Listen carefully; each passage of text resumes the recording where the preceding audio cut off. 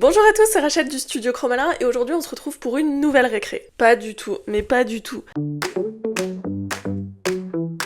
Néanmoins, aujourd'hui on se retrouve pour une nouvelle vidéo puisque j'ai décidé de vous emmener dans les coulisses d'une prestation. J'ai vraiment envie que cette chaîne YouTube, elle soit pluridisciplinaire, enfin j'ai vraiment envie de vous montrer plusieurs aspects de mon métier. Donc il y a bien sûr le podcast La Récré, mais il y aura aussi des vidéos comme ça où je vais plutôt vous parler de prestations, de pourquoi pas faire des vlogs également. Et donc aujourd'hui je vais vous parler de ma dernière prestation qui était la refonte d'une identité visuelle pour EuropeGo. EuropeGo c'est quoi? C'est un service qui a été créé par Isabella, donc Isabella qui est italienne mais qui vit en Thaïlande.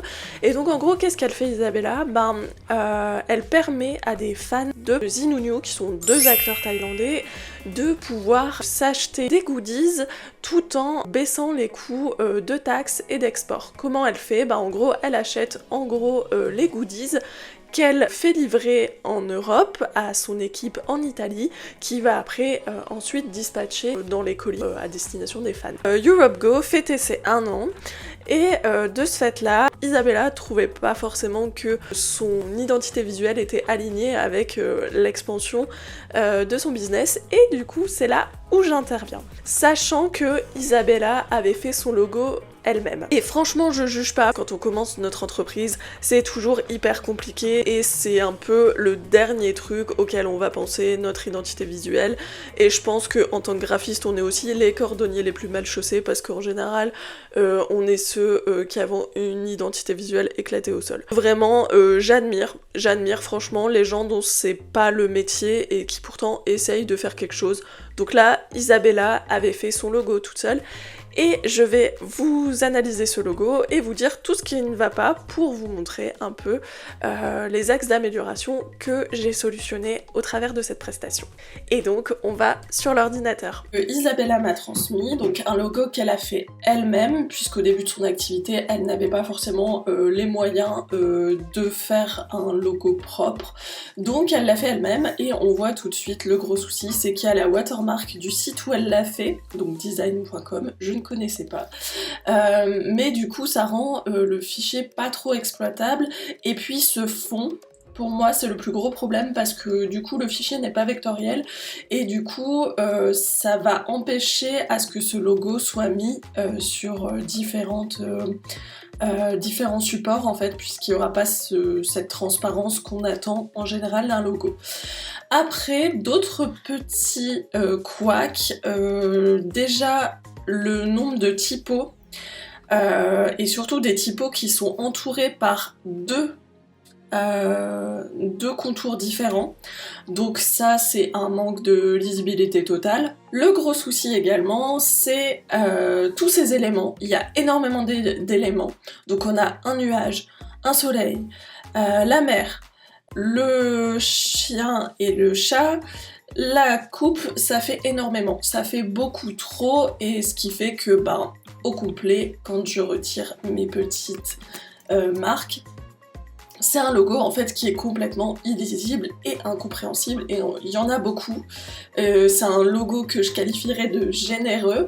Je suis quelqu'un de généreuse, il n'y a pas de souci, mais pour un logo, il faut aller à l'essentiel. Le point positif de ce logo, parce qu'il y en a un, oui, c'est la palette de couleurs que je trouve vraiment intéressante et pertinente pour le coup, puisque Zinunyu, le duo d'acteurs, donc, est souvent représenté en bleu et orange, et je trouve notamment les couleurs du soleil pas franchement dégueulasses, et du coup, je pense qu'on peut partir là-dessus pour faire quelque chose de chouette.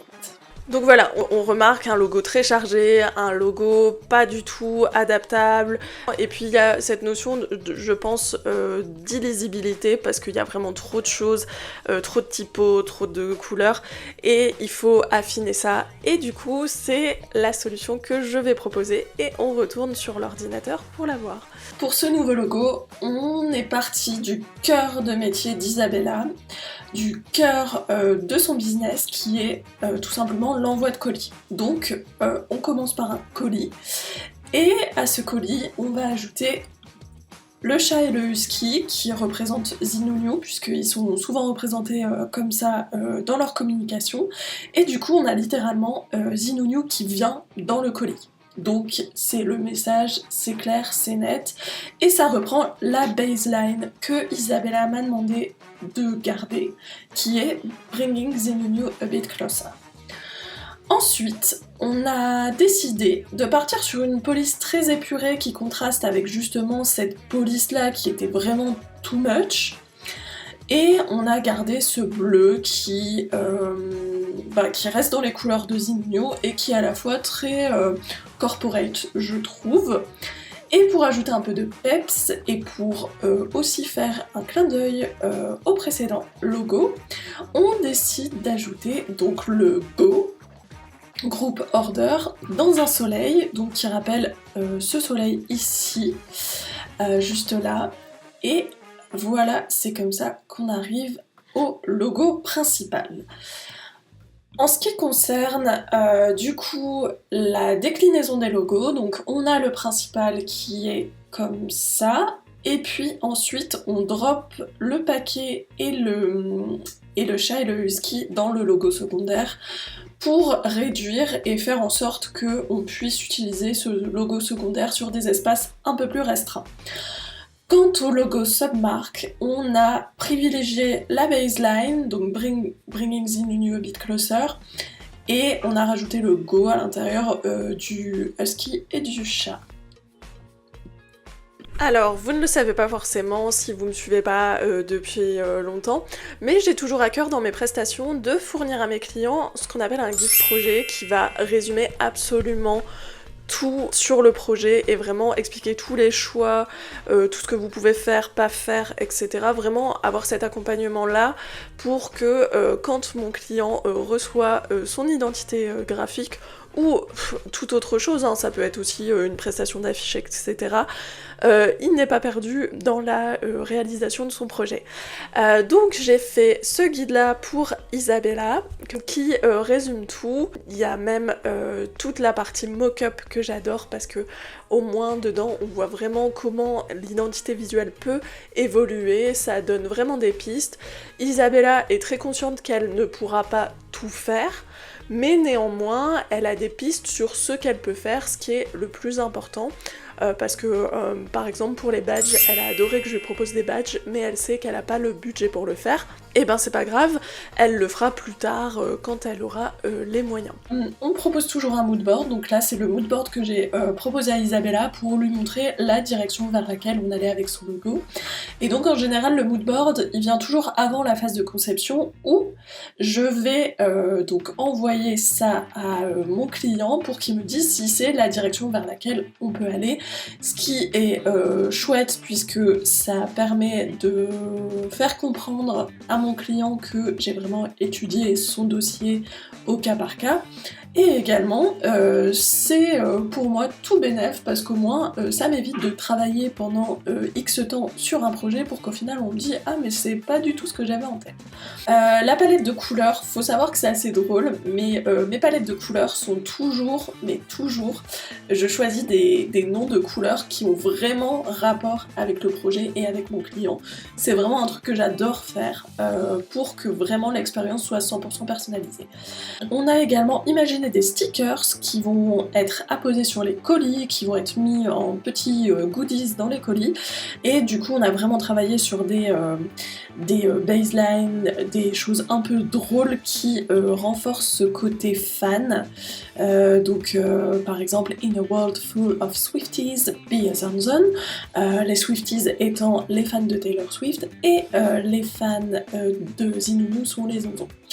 Là on a From Thailand with Rak. Rak c'est l'amour, donc From Thailand with Love en thaïlandais. Isabella le fait déjà, elle met des petits polaroids dans ses paquets, mais là on a vraiment brandé pour que ça reste cohérent avec tout le reste. On a imaginé aussi, pourquoi pas, des petits timbres, des faux timbres, hein, bien sûr, pour renforcer cette image de voyage, de colis, etc. Aussi, pour accompagner au mieux mon client, je fournis toujours un brainboard, donc c'est ce truc-là, c'est la charte graphique résumée en une seule page pour éviter à mon client de devoir se farcir les 40 pages quand il est perdu sur l'utilisation d'un truc. Au moins là, tout est condensé dans ce brainboard. Si vous êtes encore là et que vous vous dites ben moi aussi je sais pas si je dois refaire mon logo ou quoi, ben dans quel cas on refait un logo, il va avoir plein de raisons différentes. Soit votre logo est daté, ça va faire des années que vous l'avez et vous sentez qu'il est plus trop dans l'air du temps, c'est peut-être un bon signe. Après, il se peut aussi que vous vous rendez compte que en fait votre logo il est complètement illisible et vous voulez un peu plus de fraîcheur et de clarté. Ça aussi, ça peut être une raison. Moi, je pense que la principale raison, c'est à partir du moment où vous en avez honte, c'est qu'il y a un problème. C'est que vraiment, c'est annonciateur qu'il est temps de changer et de faire quelque chose de mieux. Là, il y a plein de raisons pour lesquelles vous pouvez être amené à refaire un logo. Vous n'êtes pas obligé de refaire une identité graphique complète avec des motifs, des éléments graphiques et tout, ça peut être vraiment juste refaire le logo pour repartir sur de bonnes bases et plus tard voir pour effectivement une déclinaison en sticker et que sais-je. Enfin franchement, une identité graphique ça évolue et ça peut vraiment, quand elle est bien conçue, offrir un champ infini de possibilités. Donc voilà, c'est tout pour aujourd'hui, c'était assez court, j'espère que ça vous a plu quand même, et puis ben si ça vous a donné envie de travailler avec moi, si vous trouvez ça sympa et que vous aussi vous reconnaissez dans le profil d'Isabella qui au bout d'un an avait juste envie de faire évoluer son projet et d'avoir une posture un peu plus professionnelle, n'hésitez pas à me contacter, le contact il est ici, et je serai ravie de vous aider dans votre future charte graphique. On se retrouve bientôt pour une nouvelle récré ou un nouveau projet ou un vlog peut-être. Et voilà, d'ici là, ben portez-vous bien et puis à la prochaine.